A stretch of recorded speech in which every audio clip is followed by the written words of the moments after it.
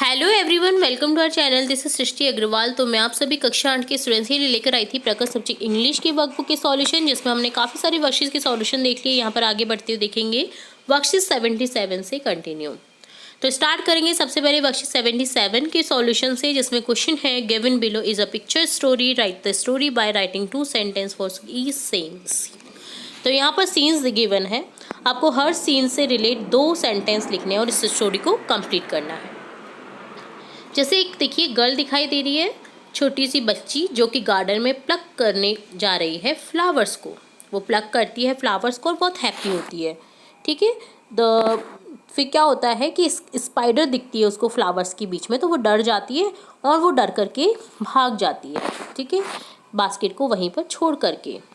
तो यहाँ पर हम लिखेंगे once there was a little girl, she came to the garden to pluck flowers, she pluck some flowers, she is happy.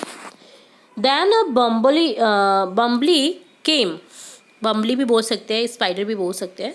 The girl got scared after seeing her. ठीक है, तो यहाँ पर सीइंग हर हो सकता है यहाँ पर। ठीक है, the basket fell from his hand, her hand. यहाँ पर आप करेक्ट कर दीजिएगा इसको। ठीक है,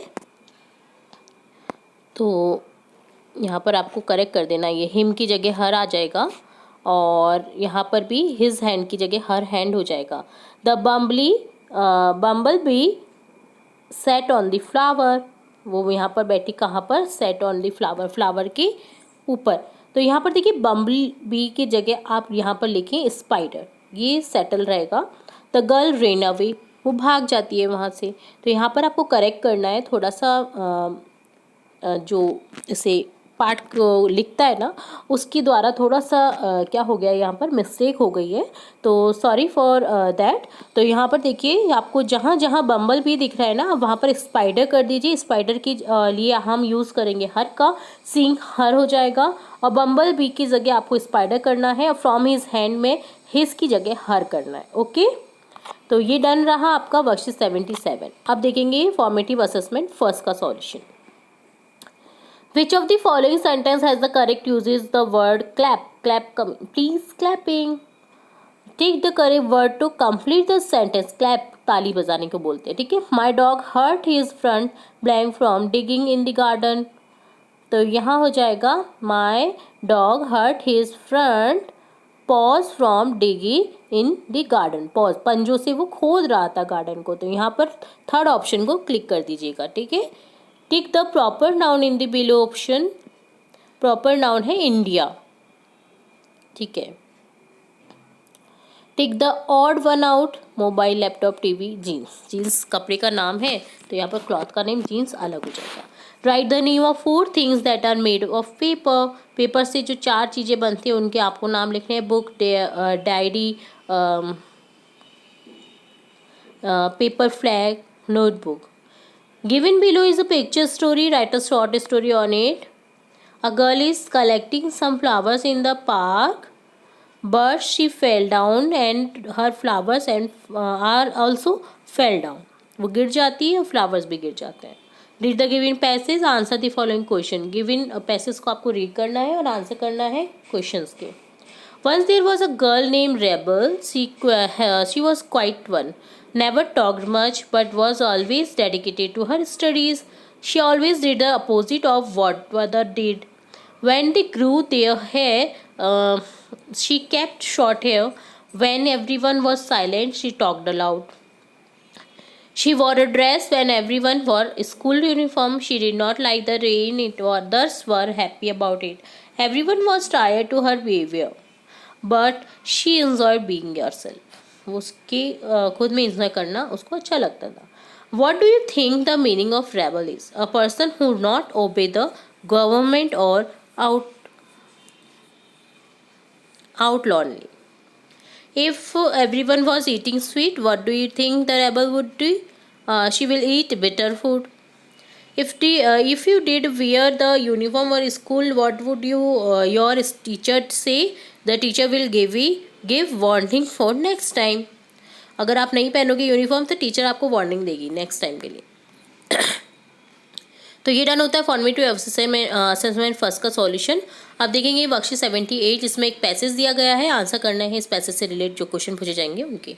once there was a small elephant name Appu, Appu नाम था स्मॉल एलिफेंट का, छोटे से हाथी का नाम था Appu. He had 2 little eyes and small tell, उसकी छोटी सी पूंछ थी और 2 बड़ी बड़ी आँखें थी, ठीक है, छोटी छोटी आँखें थी। While he was bathing in the river, जब वो नहा रहा था ना नदी में, ही सॉ हिज टेल, उसने अपनी पूंछ देखी। It was thin and long, तो ये पतली सी थी और लंबी सी थी। He loved his blue eyes, उसने अपनी आँखें देखी तो उसको बहुत पसंद आई अपनी नीली आँखें।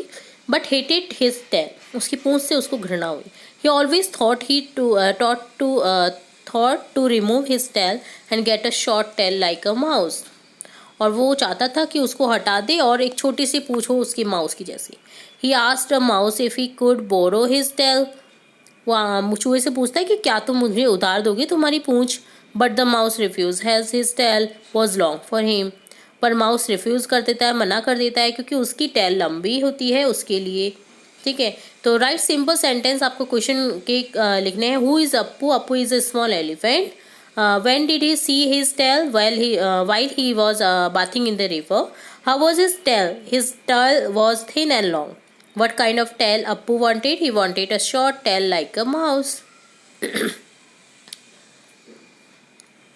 What did Appu ask the mouse? He asked the mouse कि मुझे तुम can I borrow your tail? ठीक है, तो ये बोला उसने माउस से। ठीक है, right opposite the given word from the passage, passage से आपको अपोजिट वर्ड लिखने, विलोम शब्द लिखने। बिग का स्मॉल हो जाएगा, बड़ा छोटा, हेटेड लव्ड, घृणा प्यार, एग्रीड डिसएग्रीड, सहमत होना असहमति, फैट थिन मोटी पतली। फिर in the flanks elephant had 2 little blue eyes and a small tail. The elephant asked the mouse to borrow his tail but the mouse refused, refuse यानी मना कर देना। ठीक है, तो ये डन होता है वर्कशीट 78। तो यहाँ हमने देखा वर्कशीट 78 फॉर्मेटिव असेसमेंट फर्स्ट और वर्कशीट 77 के सॉल्यूशन। उम्मीद है आपको सभी सॉल्यूशन अच्छे से समझ आए होंगे। फिर भी अगर कोई डाउट रहता है तो आप कमेंट बॉक्स में कमेंट करके पूछ सकते हैं। तो फिर मिलेंगे नए वीडियो के साथ, तब तक के लिए धन्यवाद।